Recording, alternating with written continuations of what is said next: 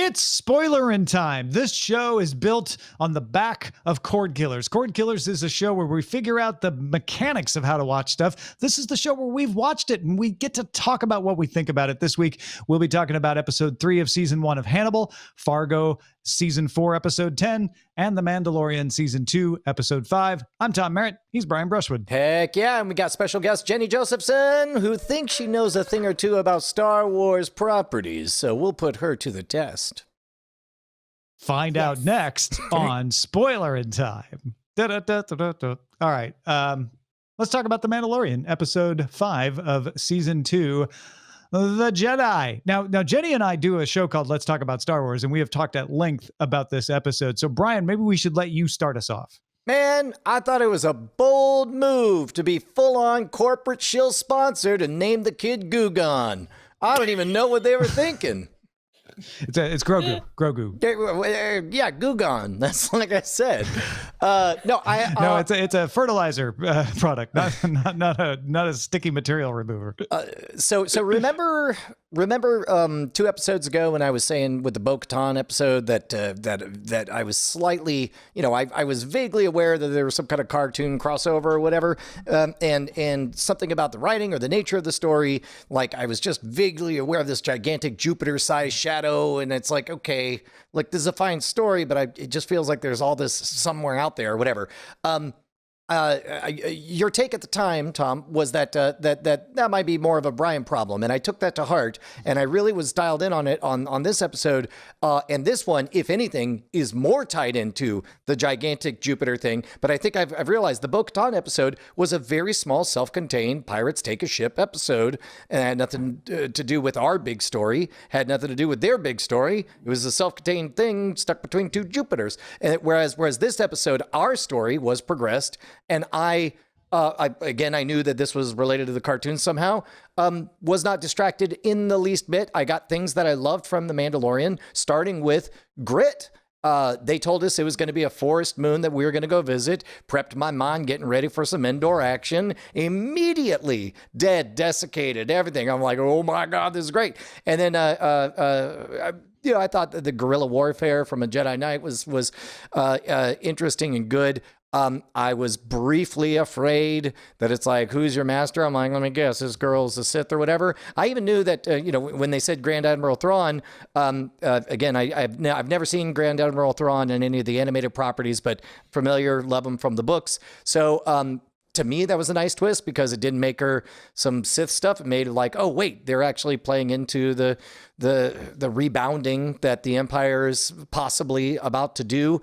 I liked this episode quite a bit and could have done without the explanation. Like the only eye rolling moment is when I only saw one other creature like him before. ...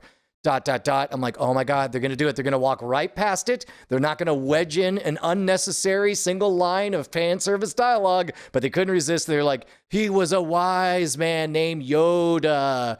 And I'm like, all right, get out of here. And then, and Jenny and I talked about this with Garrett on Let's Talk About Star Wars. My theory is that's because we're going to see Yoda. Now, I don't know if that makes you feel any differently, honestly, but I think you only name check him because you're setting him up to show up. I will allow it, and whether or not they handle that part, if that's the case, I'll allow it, and I will rescind my eye roll. But for now, definite unnecessary line of dialogue. Eyes are provisionally rolled. That's right. They've done such a good job. And by the way, it's a testament. It's a testament to the show that they've done such a good job that me, who's allergic to those kind of in-universe winks, lines that serve no purpose to advance the current story, but only serve to, like a Carrot Top prop, which, by the way, and everyone who's seen Carrot Top says his live show is amazing. So I should probably not use that as an example. Because one thing you may or may not realize, she does walk right past name checking either Anakin or Darth Vader. Yes, which she talks about, having seen this happen before, and it doesn't put a name on it. Which I loved, and I thought was canny and smart writing, and I liked it quite a bit. And that's why I was surprised that they couldn't resist name checking Yo-Yo. You guys, this episode was only all right for me. I have no investment in it whatsoever. She says, holding all of the merchandise. Jenny is now And my covered little in Ahsoka doll. Ahsoka and child merchandise, by the Which way. I just reread this book last night. I've got my animatronic Yoda who I turned off for this episode, and then I've got little knitted Yoda. I got all the things. This came from Rich Stroffolino and family. This is very exciting.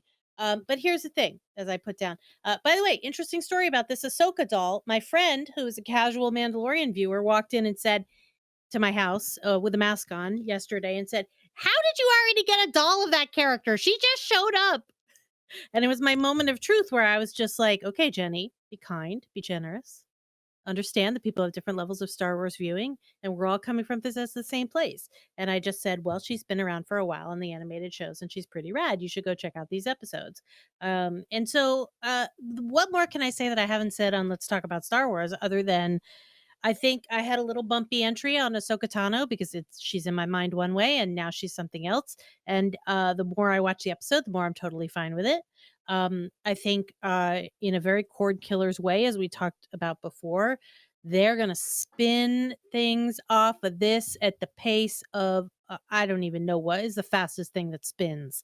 I'm sure it's something quantum and Like a black neutron hole-ish. star or something. Yeah. Yeah. The things that are gonna spin off from the Mandalorian are you don't like. I'm sorry. I know Brian everybody wants to be. Boitano, he also spins really Yeah. fast. There you go. Yeah. Very fast. Took me a second.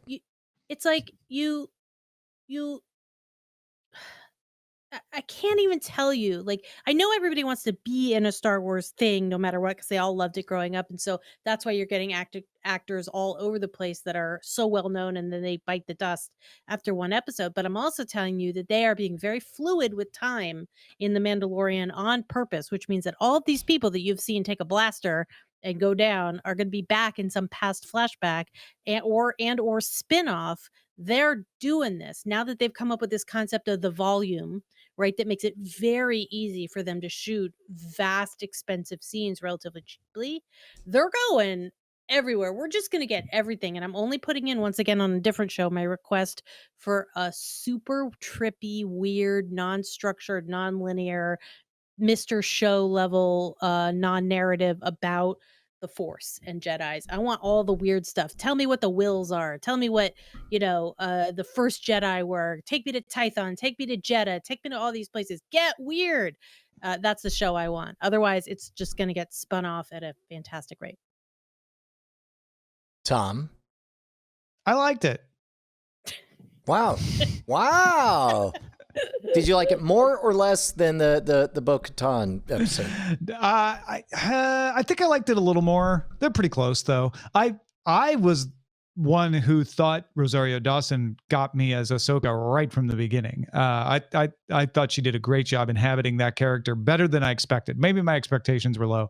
I'm still trying to figure out exactly what Japanese samurai story / Western they're mimicking in this one, because I couldn't recognize it right away.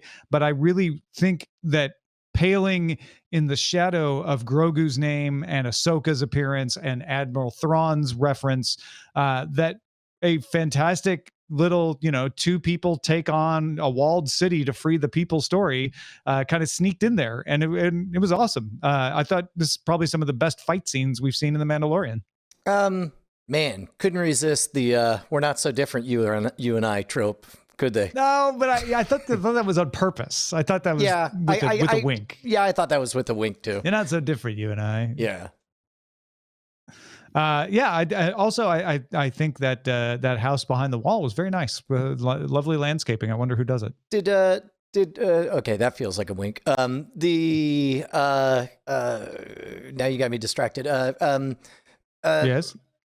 Oh, doggone it. Did you mind the video game ending where it's like, your princess is in another castle.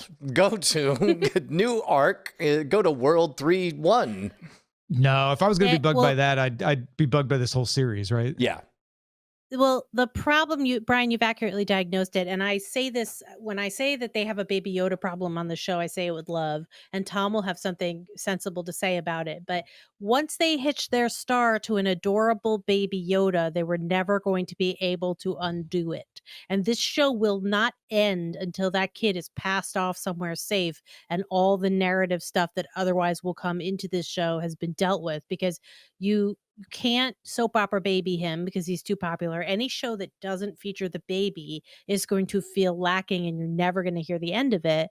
And so you run into like a reverse Sam and Diane problem, which is like the baby's safe, the baby's in peril, the baby's safe, the baby's in peril, and eventually it will get too old, and they're gonna have to end the show, hopefully by sending him off to Luke Skywalker's Jedi Academy, which might be more or less an uncertain fate. Um, From a writing perspective, it feels to me like a slam dunk that we have at least one season where somebody steals the kid, and we see two parallel stories: the kid in the cage, and you know, the Mandalorian hunting all over for him, and then some kind of maybe not even being reunited that season. Maybe these first two seasons will seem precious to us because wow, when they were just together all the time, that was fun. Yeah, I think they know what they're gonna do and they have a plan, but it really is a high wire act in terms of not overusing your number one brand genius idea and not using it enough and knowing when to end a show and knowing when to pass Baby Yoda off to because he can't like and a really Gone. interesting thing about this Trademark. show is the concept of point of view. Right. So this show has been from a very third person point of view, very big picture, third person point of view. Uh, and now the point of view, in order to accurately tell a story, has to go to Baby Yoda's internal point of view. And they haven't done that yet. And I'm curious to see whether they will. Because in order to fully understand what he might learn about himself, you're going to have to go inside that cute little walnut sized brain. And that's a big narrative shift. Otherwise, the Mando is going to have to like get locked into that wavelength, which I think is a big stretch. I mean, my thought is they either have decided this is only going to be 3 seasons, in which Yeah. case we have 2 more episodes where Grogu gets kidnapped and the Mandalorian fights to get him back. And then the final episode where they land on Tython, which was the quest ending of this last episode, and they get the revelation of whatever they're going to get the revelation about with Grogu. And then next season can involve Grogu either going off to be trained by someone or maybe getting captured again, like you're saying, Brian, and a pulling of the Mandalorian into the Mandalore storyline. And at that point in that third season, you either wrap it up in 3 seasons, which I think would be fine, or you lay the groundwork for a new story arc that would take off in season 4, not involving the child, not involving the cult that the Mandalorian is a part of, but a whole new like a set of adventures of him walking the earth like Kane from Kung Fu. Yeah, I can see some version. If anyone has read Stephen King's The Wasteland, book 3 of the Dark Tower series, there's an element of a gunslinger and a child who get separated in unfortunate circumstances, and they eventually become reunited. I could see something pretty much mirroring that working really well in this. Yeah, so I kind of feel like that's where we're going to go with that. There are other worlds than these. Go now. Well, speaking of go now, I didn't mean to put it so bluntly, Jenny, but I know you have to go now. Also, I'm thinking about the moral implications of if they were to model that scene from the Dark Tower series on You guys, I'm just going to Mandalorian. leave you with an X-Wing made out of motorcycle parts, okay? Nice. Just so you Very, very know cool. that they have all sorts of cool Star Wars stuff that you can go buy for people for Christmas. Anyway, this was so much fun. Thank you guys. Have fun talking about shows I'm not caught up on yet. All right. So where should folks go if they would like to hear more of you, Jenny? Ooh, well, you could also go to a little show called Let's Talk About Disney. No, sorry, Let's Walk About Disney, in which Matt and I conquer our love of Disneyland and how we can't go there right now with a mental walk around Disney for 6 episodes. Just everything we remember, because I have a memory for maps and Matt has a memory for every single other thing, but doesn't know ever where he is at any given time. And it's really fun and it's very rough. It's literally only designed to make us happy in the moment. It's Let's Walk About Disney on all of your podcast places. Indeed. Go check it out. Thank you, Jenny. Bye. Bye. That's The Mandalorian, Season 2, Episode 5. Let's talk about Fargo, Season 4, Episode 10, Happy, because they're so happy. How'd you like this one? It felt like a bit of a come down from last week. I liked it fine, but I think it was one of those episodes you need to have to serve a purpose to get you towards the end, because we're headed towards the finale.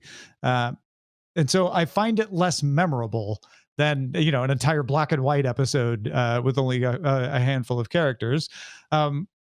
So it felt like piece setting. Like, I'm not supposed to love this particular episode. I'm supposed to love where it leads me. Yeah, it in a weird way, it felt the most Fargo-y in that there was that very unusual set of circumstances that happened with the hit on the cop, where, you see the brothers kind of come together, and there was part of me that was like, oh man, it's so fascinating that, this all happened after he betrayed him. And then of course there's the surprise trip and whoopsie doodle. Right. I almost forgot about that. Yeah. So Gaetano, who we've built up as this big threat of Jostos, and then this big support of Jostos, is suddenly and randomly taken out of the picture, right? Yeah, and not only that, but that's a pretty big mess. That sort of is a giant yellow arrow pointing at exactly their crime family. And I would imagine the police are going to be none too pleased that one of their own has been killed, and there's no question who did it.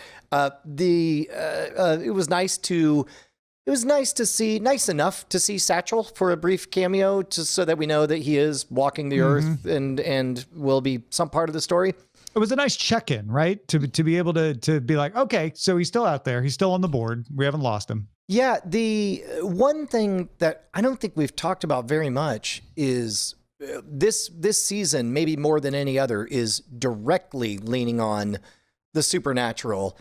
With the idea of them bringing up a curse, and then there's a ghost that follows around and all that stuff, and there's haunted sounds and smells and so on. Yeah, the ghost thing in the past would have been like, there's a UFO that shows up in one episode, and you can just kind of hand wave it away if you want. Whereas this ghost is hanging around a little more. Well, and there was also, in the nod to the Big Lebowski, sort of that weird haunted bowling alley that a monologue gets delivered in. And if you asked me to spell out the DNA of a season of Fargo, I don't know that until today I would have realized, oh yeah, something vaguely or overtly supernatural is in every single season. And I don't think I'd realized that before until this. And as a result, I wasn't upset with what they did, because it was strange and I liked it fine. But it also, even if I didn't like it, I don't think I could complain about it, because it's definitely in the DNA of every season of every Fargo. I will say the one thing I absolutely adored about this episode happened right at the end. And it was set up by Orietta failing. She was going to come after Ethelrita, and the cops got her. And I was a little surprised by that. And then I was very pleasantly surprised by Ethelrita coming to Loy prepared and saying, hey, I've done some research. I found a thing. It's useful information, and I think you might want to have it. And in exchange, I want my parents to get their funeral home back. And you're going to let it happen, and I'm pretty confident. You could look at this as a very Mary Sue sort of scene where Ethelrita is invincible and gets everything she wants, but everything she did was laid out earlier in the season and is argued for based on her talents, based on her wants, and based on things she's actually done, like do the research to find that ring. Well, and it pays off the debt that they had accrued for me asking myself each time, okay, why are we following her? Like you early identified her as like, no, she's our proxy. It's like, well, if she is, seems like we should know literally anything she's up to or see anything from her perspective. But now that I go back retroactively, it's like, well, then you'd be spelling out too much, too soon, too fast, and there would be no payoff. And even then, the payoff was a little bit kind of plodding for my tastes at the end. But I do think it was credible by the end, which was the important thing, because it's like I believed that this is something that could end the war and set Loy to be on top. I have to say, I felt a little vindication when Ethelrita was having that conversation. I was like, yes, this is us. This is why we were here. And we all want her to be the champion. Now, we still have an episode left, right? So is it obvious to you exactly what Loy is going to do with this information? No, that is one hang up I have, which is, okay, this is information that he has that they don't. And so there's a million different ways I can imagine them having that play out where he can use it to his advantage.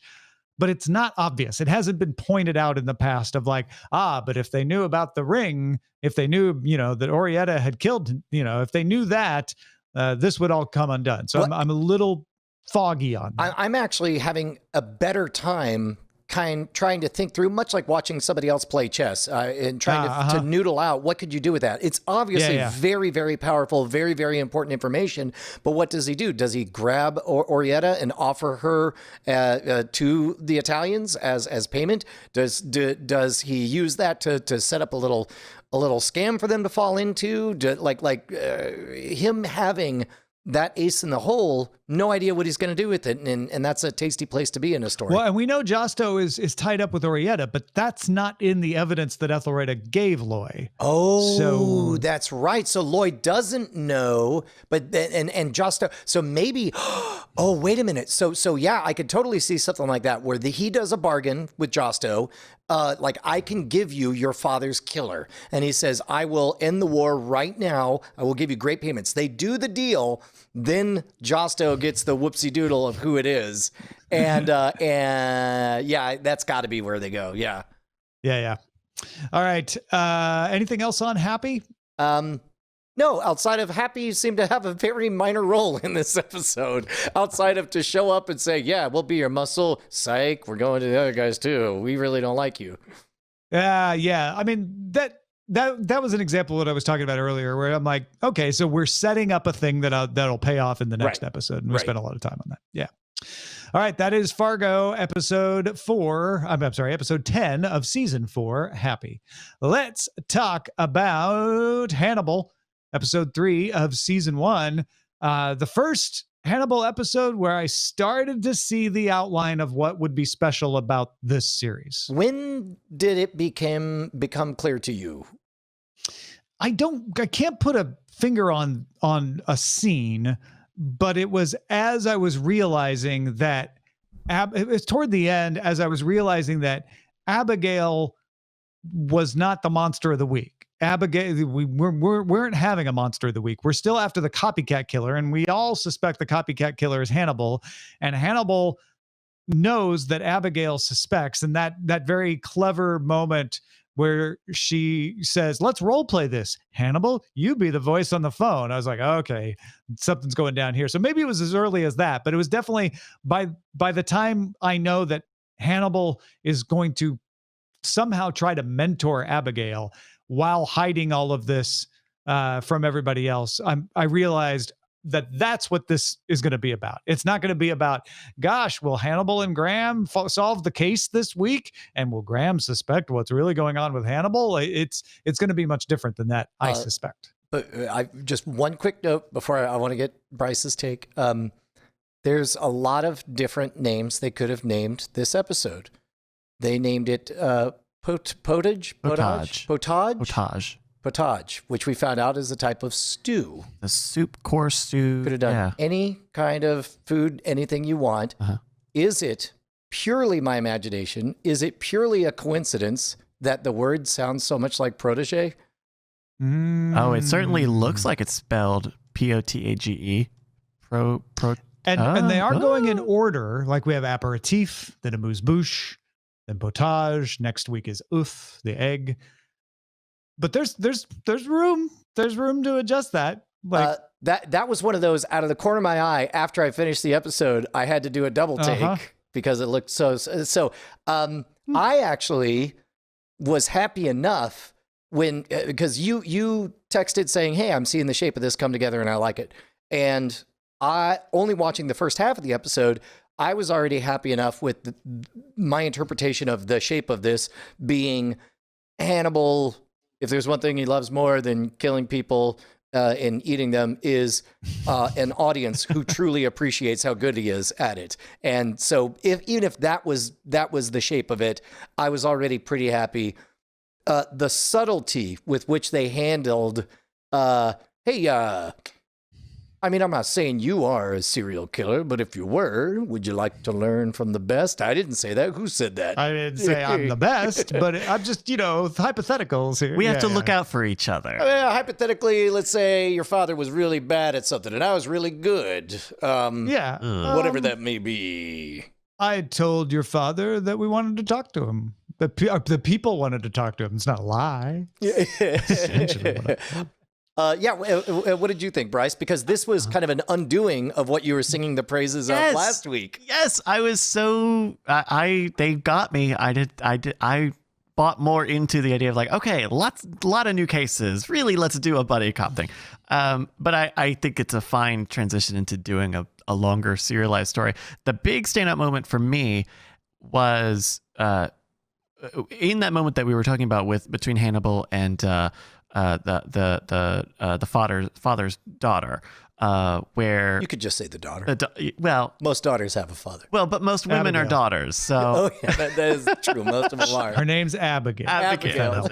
After right after she stabs the brother, copycat, the brother of the person who had a sister, the sister's brother, the sister's brother. There you go.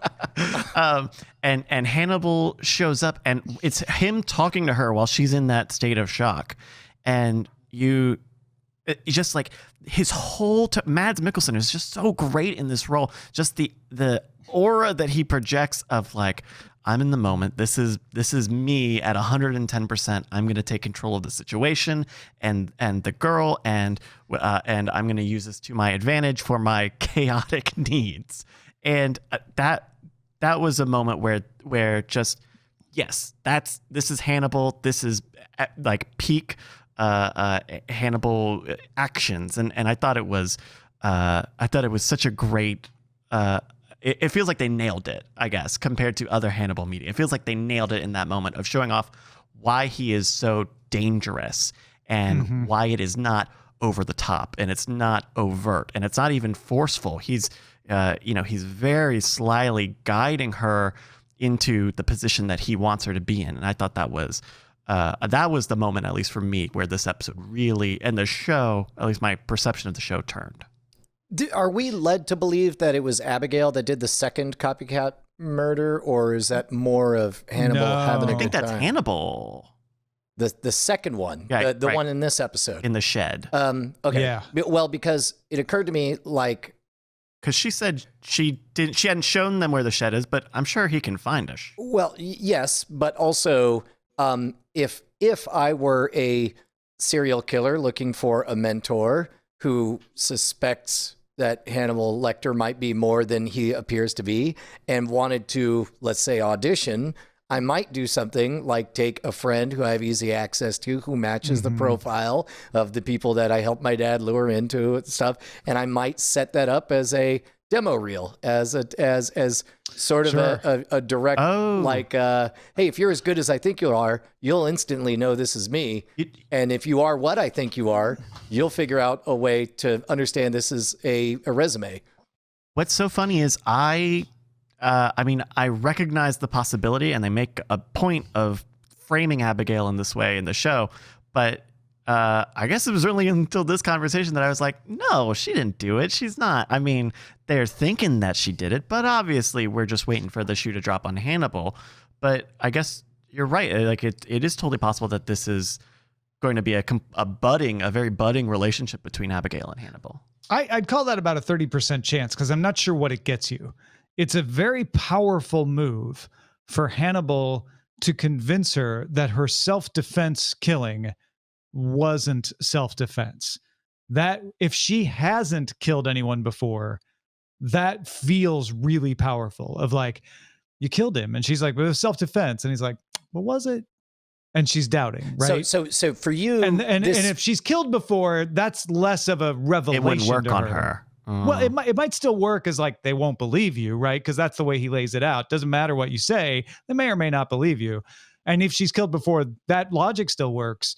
But it feels really powerful to me if she's like, maybe I am a sir. If she's doubting, right? Maybe I am. So the question is, are we seeing the story of Hannibal taking somebody who might otherwise be an innocent person caught up in a difficult person or a place and actually manufacturing an evil, twisted mind, or is it a even case just of bringing him it adopting out, one that had never been there, but he's like, I see it inside you, and I can bring it into fruition. Yeah, I read it, everything as she was a killer, and he's just like, well, we can't say this out loud. And but you could read we it both can ways, right? Yeah, like, but I see it's what you are. lenticular. Even it's sort of like, well, from one perspective, she is a killer and he just wants to refine her. From the other perspective, she has the potential, but he's bringing the potential out. It kind of works the same way. I might have to rewatch that last scene with them in the therapist's office, because I also walked away from the episode thinking she is just his plaything. She is his next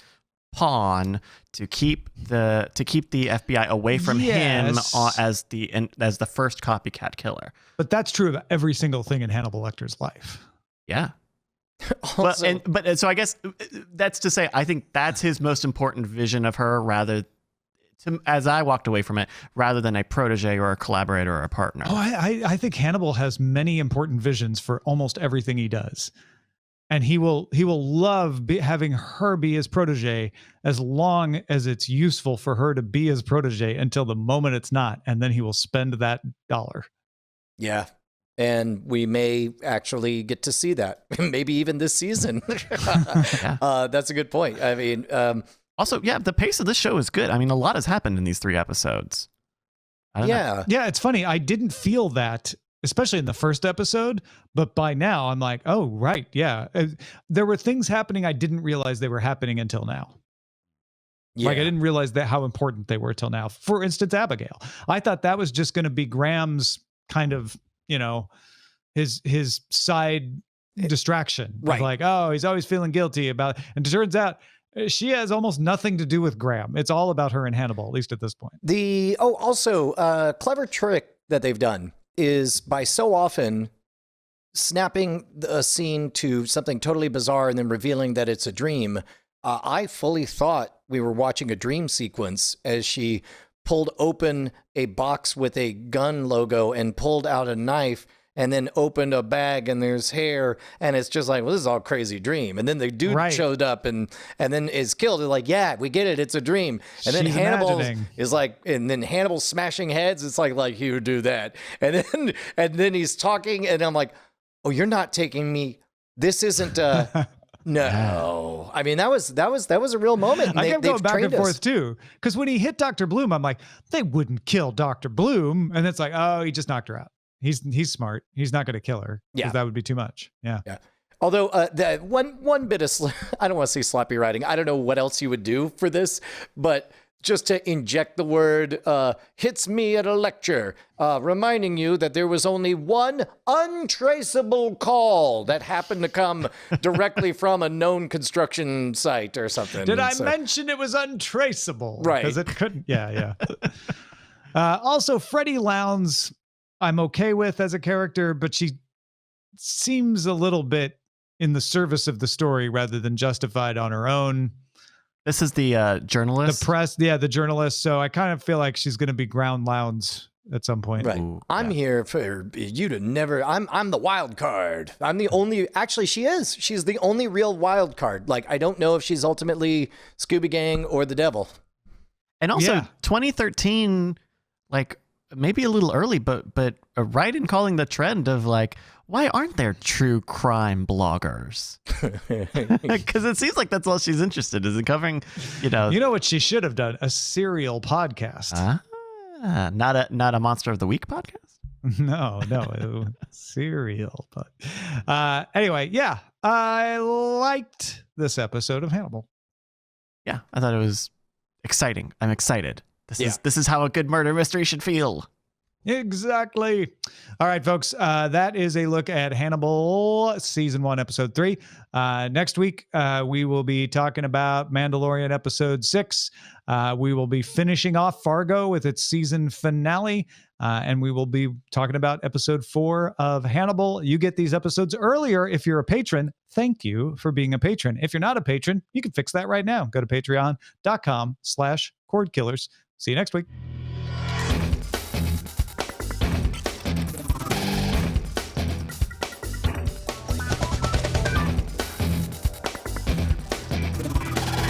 Women Club hopes you have enjoyed this program.